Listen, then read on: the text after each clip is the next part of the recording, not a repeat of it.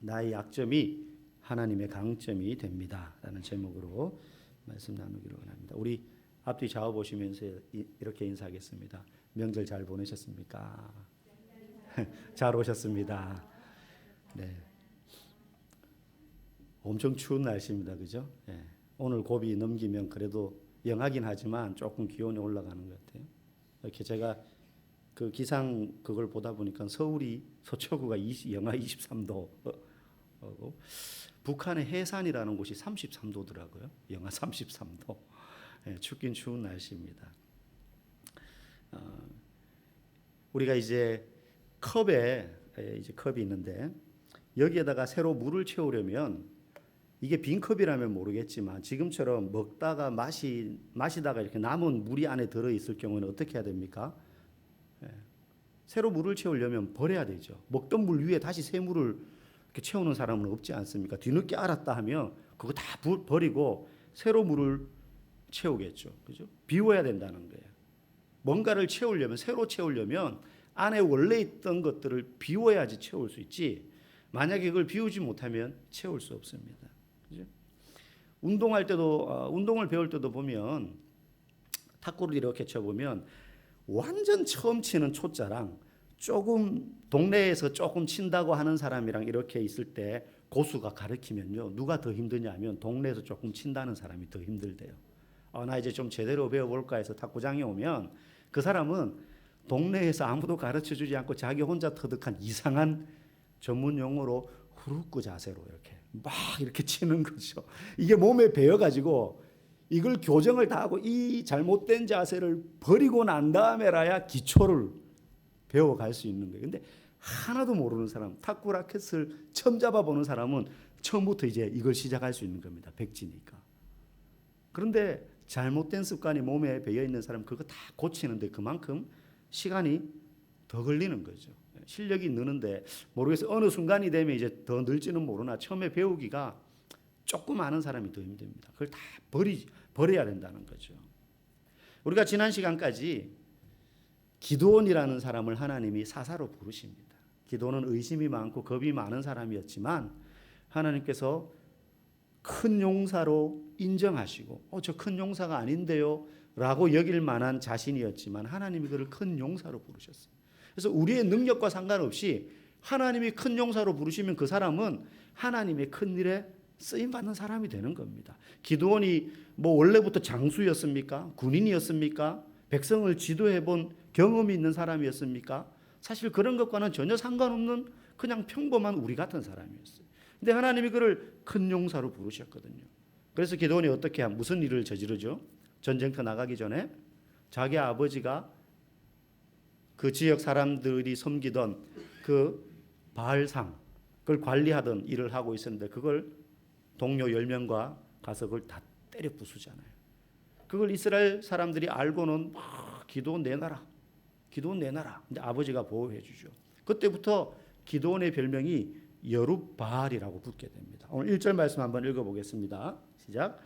여룹바알이라는 기드온과 그를 따르는 모든 백성이 일찍 일어나 하룻샘 곁에 진을 쳤고 미디안의 진영은 그들의 북쪽이요 모래산 앞 골짜기에 있었더라. 여룹바알이라는 기드온 별명을 붙여줬어요. 여룹바알이란 말은 바알과 다투었다 이 말이에요. 아무도 그런 사람이 없었는데 기드온이 바알과 다툰 사람이 됐어요. 온 동네 온 지역에 소문이 났고 자신의 최초의 의지와는 상관없이 그가 이스라엘의 사사로 이제 지금 거의 인정받게 되는 과정입니다. 그런데 그 기드온이 한 일을 그 저지른 일을 미디안 사람들이 듣고 가만히 있을 리가 없죠. 아마 누군가는 이스라엘 사람 중에 미디안 사람들에게 고해 바쳤을 겁니다. 기드온이라는 사람이 이런 짓을 저질러 가지고 지금 여룹바알이라는 별명을 얻어 가지고 사람들 중에 우뚝 선 사람이 되었다. 그 사람이 사사가 된 것 같아. 그러자 미디안이 대군을 이끌고 이스라엘을 공격하기 위해서 찾아온 거예요. 그런데 오늘 1절에 읽은 데 보니까 하롯샘 곁에 진을 쳤고 이제 두 민족이 이제 서로 맞부딪힐 지경에 있습니다. 하롯샘 곁에 진쳤고 미디안은 모래산 앞 골짜기에 있었더라. 여러분 이게 사실 잘 어딘지 모르잖아요. 우리 화면을 한번 보실까요? 그 다음 화면. 혹시 보이시는지 모르겠습니다. 거기 보면 몇 가지 지명이 나오는데 빨간 밑줄 친 두 곳. 그죠? 위쪽이 위에가 어딥니까? 모래산업 골짜기, 거기에 미디안 사람들이 온 거예요. 그리고 여러분 보시는 정면에서 아래쪽에 거기가 하롯셈이에요. 샘곁. 그리고 그 사이가 오늘 본문에 나오는 모래산업 골짜기, 이스르엘 골짜기라는 곳이에요. 근데 요 거리가요, 불과 몇 킬로미터가 안 돼요. 이렇게 다 보이는 거죠.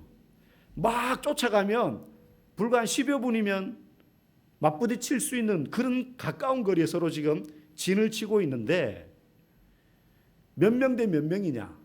이스라엘 사람들 전쟁하러 나갈 사람 다 모으라 했더니만 3만 2천 명이 모여서 하롯셈에 딱 진을 친 거예요. 근데 맞은편에 몇 킬로 떨어진 미디안 족속들, 모래산업 골짜기에 진친 이 미디안 족속은 몇 명이냐? 13만 5천 명이 온 거예요. 3만 2천 명 대 13만 5천 명이 지금 마주보고 있는데 다 보일 거 아닙니까? 13만 5천 명이 쫙 퍼져 있는데 아마 끝이 안 보였을 겁니다. 그 정도 인원이면. 그때 하나님께서 기드온에게 전략을 가르쳐 줍니다. 2절에 보면 너를 따르는 사람이 너무 많다.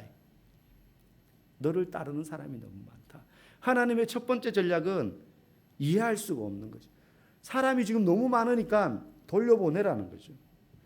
아니 하나님, 저쪽은 13만 명이 넘고 우리는 꼴랑 다 모아가지고 지금 3만 2천 명인데 저쪽이 많은 거지 어떻게 우리가 많은 겁니까? 근데 하나님, 아니 너무 많아. 그러면서 돌려보낼 작정을 하십니다. 여러분 왜 돌려보냅니까? 이스라엘 백성들로 하여금 내 능력이, 하나님의 능력이 아닌 내 힘으로 구원을 했다고 생각할까 봐서 미리 하나님이 그들의 마음을 하고 돌려보내는데, 자, 줄이는 방법, 숫자를 줄이는 방법. 첫 번째는 3절에 보니까 두려워하는 자는 다 돌려보내라는 거예요. 기드온이 말합니다. 야, 모이긴 모였는데 막상 와서 보니까 대단하지 미디안 군대. 딱 보니까 상대가 안 될 것 같은 거예요. 보고 겁을 먹은 사람들이 있는 거예요. 그 군대의 상대를 보기 전에는 가자 해가지고 애국심에 나왔는데 와서 막상 상대를 보니까 그냥 개죽음 당할 것 같거든요. 숫자로 봤을 때.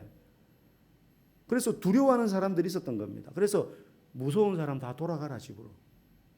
그래서 몇 명이 돌아갑니까? 2만 2천 명이 돌아가고 10,000명이 남아요. 10,000명이 돌아간 게 아니고 거꾸로 2만 2천 명이 가고 10,000명이 남는 거예요. 반도 안 남아서 3분의 1밖에 안 남았어요. 그 말 한마디에 아이고 잘 됐다. 그렇게 해서 다 돌아간 거예요. 여러분 이게 단순히 겁이 많은 사람들을 걸러내기 위한 게 아닙니다. 여러분 이들이 겁을 먹은 이유가 어디에 있느냐? 하나님을 보지 못했기 때문에. 하나님을 온전히 신뢰하지 않는 사람들이기 때문에 돌려보내게 하신 거예요. 여러분 하나님의 일은 숫자의 많음에 있는 것이 아니에요. 적은 숫자도 정말로 온전히 하나님을 신뢰하느냐. 이스라엘 군대와 블레셋 군대가 마주했을 때도 그 수많은 용사들 중에 누가 나갑니까? 골리앗 앞에? 목동 다윗이 나갔어요. 왜요? 숫자가 모자라서 그 중에 다윗이 뽑힌 겁니까? 아닙니다. 하나님을 온전히 신뢰한 한 사람이 이기는 겁니다. 하나님을 온전히 신뢰하는 한 사람. 많은 사람이지만 하나님을 신뢰하지 않는다면 소수라도 온전히 하나님을 신뢰하는 그들이 더 강한 것입니다. 그들이 더 강한 거예요. 교회도 그렇습니다. 하나님의 교회도 그래요. 우리 교회도 그렇고 우리 가정도 그래요.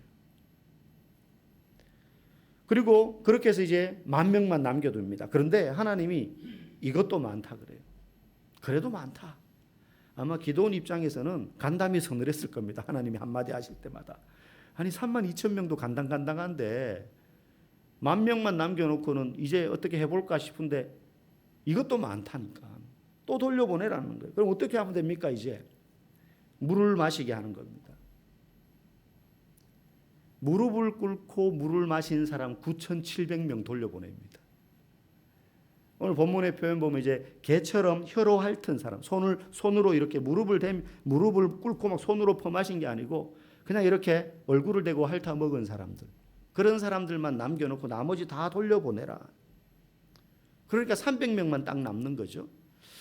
뭐 어떤 분들은 9,700명은 무릎을 꿇고 손으로 막 퍼마셨으니까 무방비로 마신 거고 300명은 무기를 들고 경계를 서면서 이렇게 마셨다 이러는데 성경에 그런 표현은 안 나오기 때문에 사실 그런 주장은 뭐 맞지도 않고 틀리지도 않은 이제 그런 해석의 문제이고요.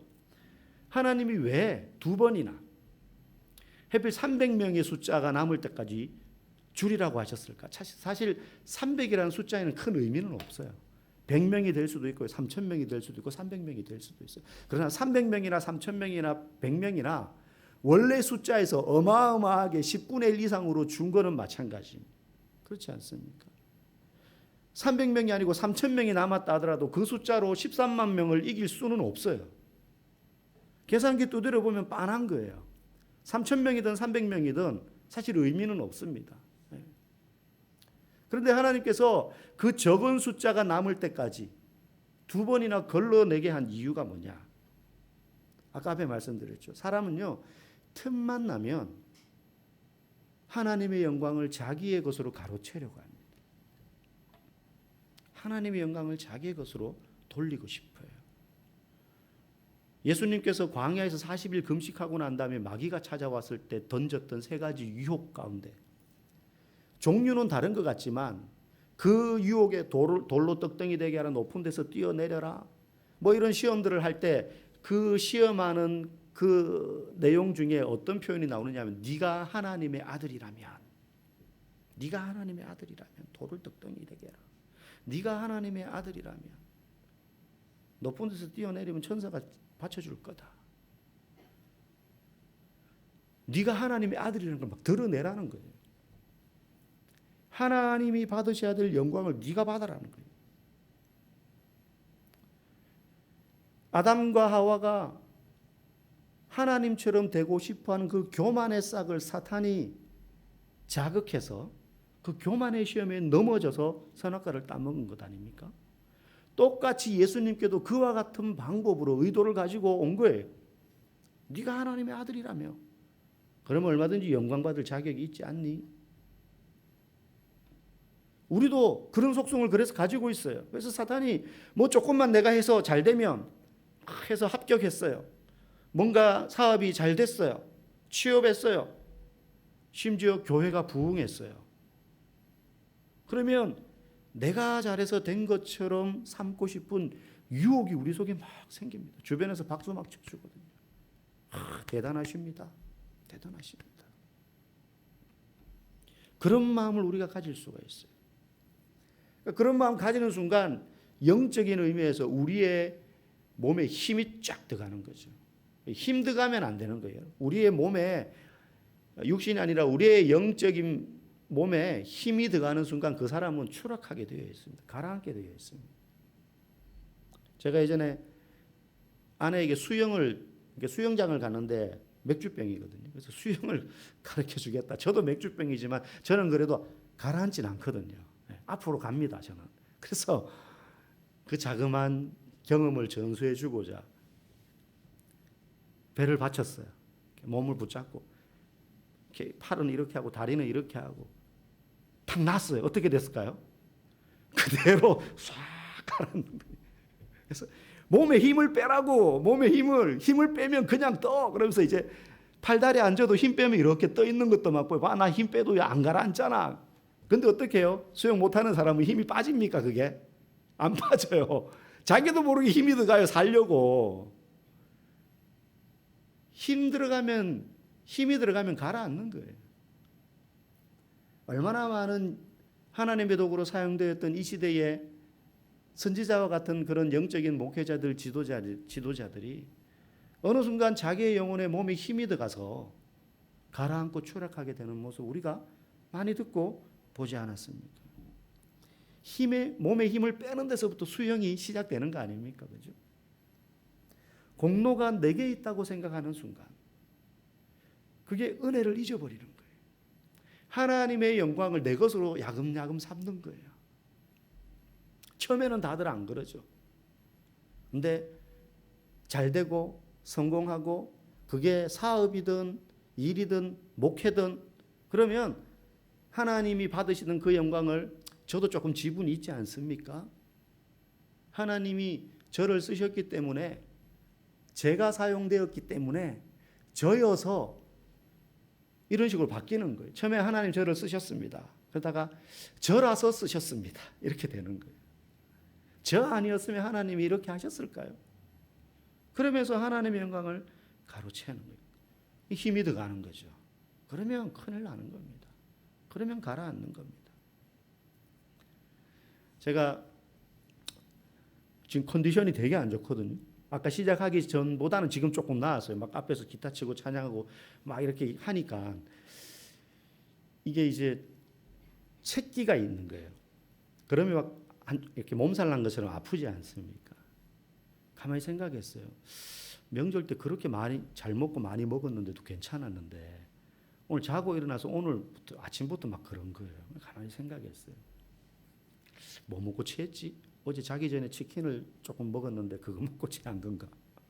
뭐 이렇게 생각하다가 하나님이 이런 생각을 주시는 거야. 아까 이제 찬양하기 전에 그동안 너 이놈 다이어트 한다고 여기저기 이만큼 뺐어야 하고 자랑하고 다니더니 한번 고생해봐라. 다이어트 성공했다고 이제 막 잘 먹었거든요. 내가 언제든지 마음만 먹으면 또 뺄 수 있어. 그래서 명절 기간에 그냥 주는 대로 다 받아 먹었습니다. 그랬더니 다시 빼라고. 지금 저녁을 안 먹었는데도 배가 안 고파요. 제가 배가 고프면 아무것도 못하기 때문에 저녁 수요예배 전에 꼭 조금이라도 밥을 먹거든요. 근데 도저히 이게 챘기 때문에 음식이 안 들어가는 거예요. 그죠? 안 먹고 왔는데도 전혀 지금 힘이 안 들고 괜찮아요. 그래서 교만하게 마음 먹지 말고 다시 다이어트에 돌입하라는 하나님의 뜻인가 그런 생각이 들게 됐습니다. 힘이 들어가면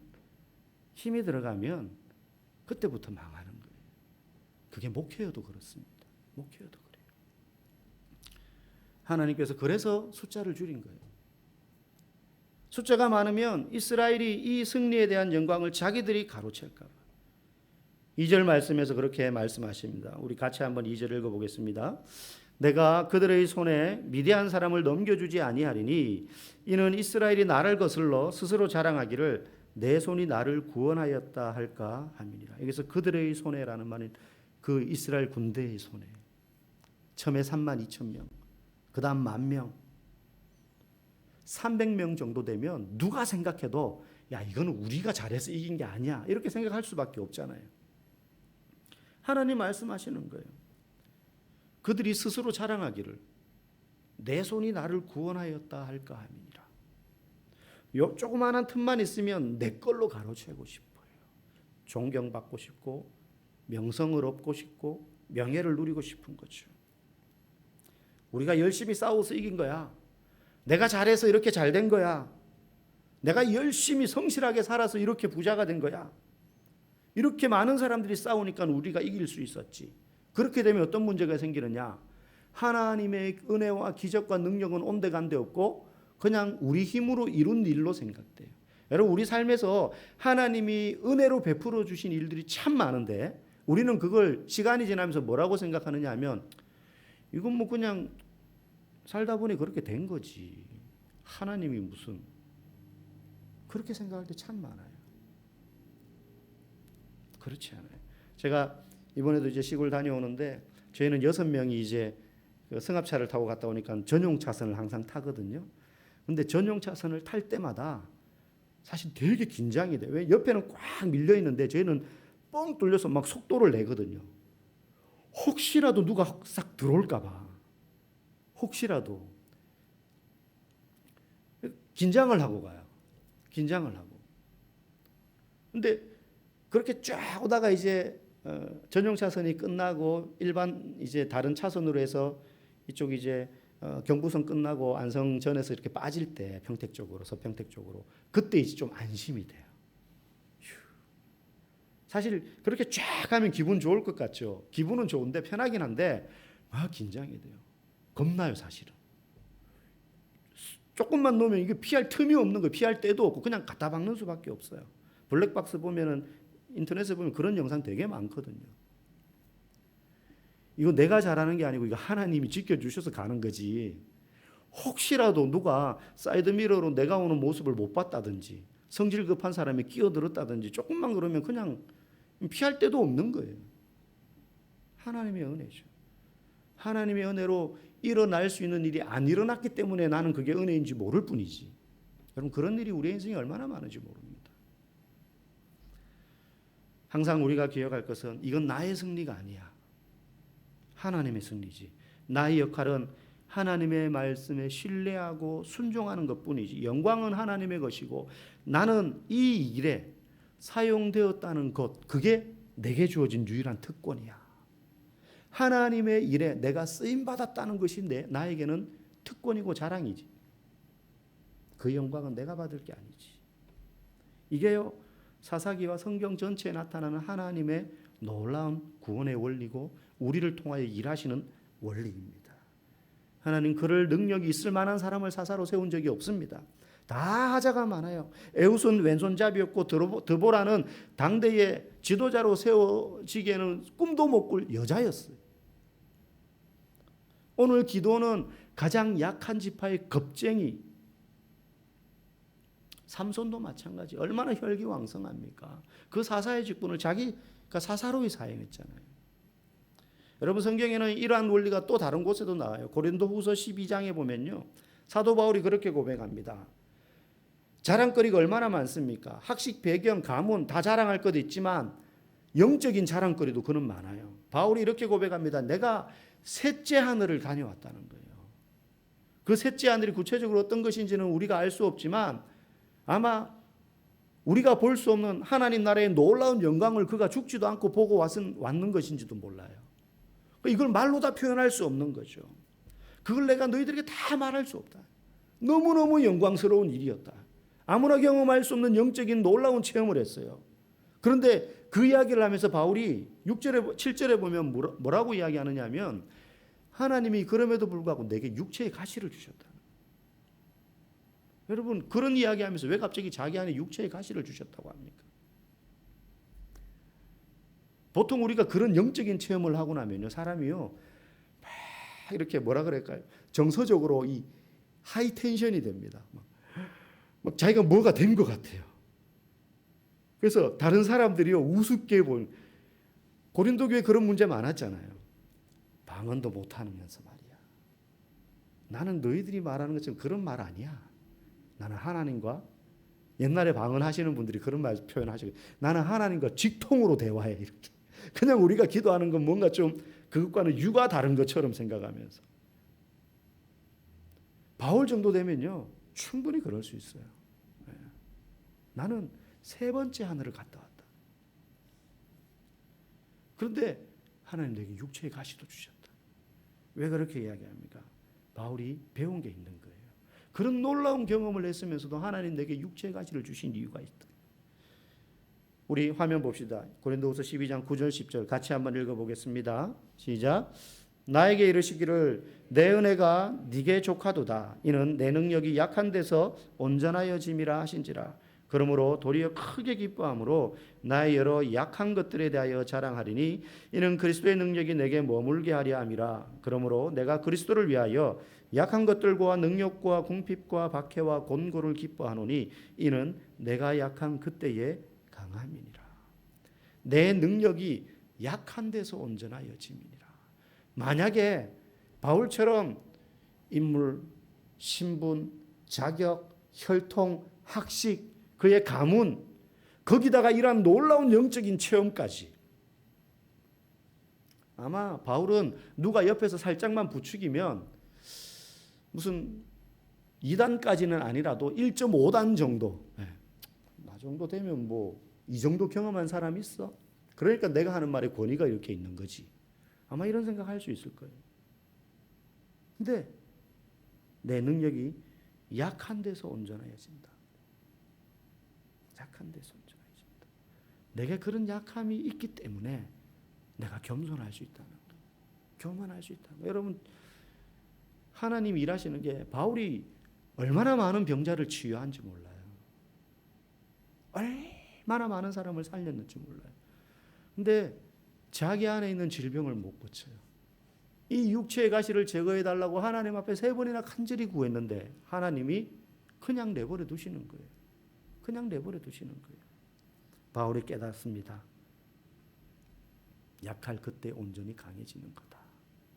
하나님이 내가 약하기 때문에 교만하지 않고 주님의 도구로 쓰임 받을 수 있게 하신다는 거죠. 여러분, 하나님은요, 우리 힘으로 하다가 안 되니까 도와주는 그런 분이 아닙니다. 나머지 숙제해 주시는 분이 아니에요. 내가 막 해보다가 안 되니까 하나님, 내가 요만큼 했거든요, 나머지 하나님 책임져 주세요, 이게 아닙니다.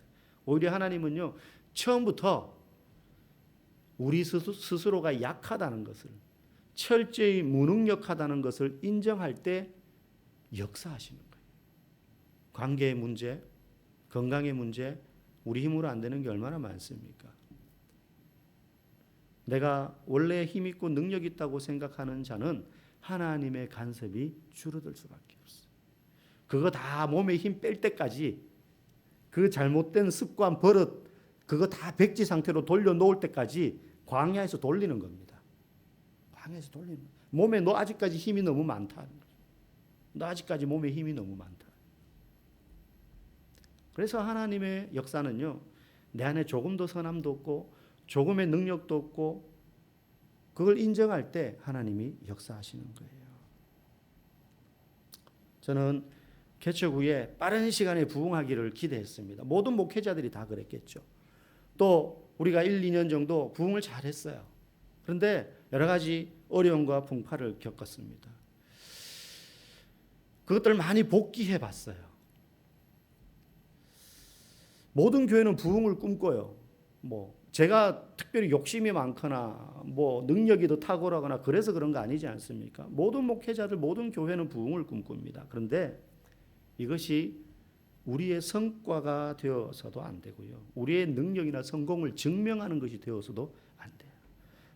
계속 저 자신을 돌아봐요.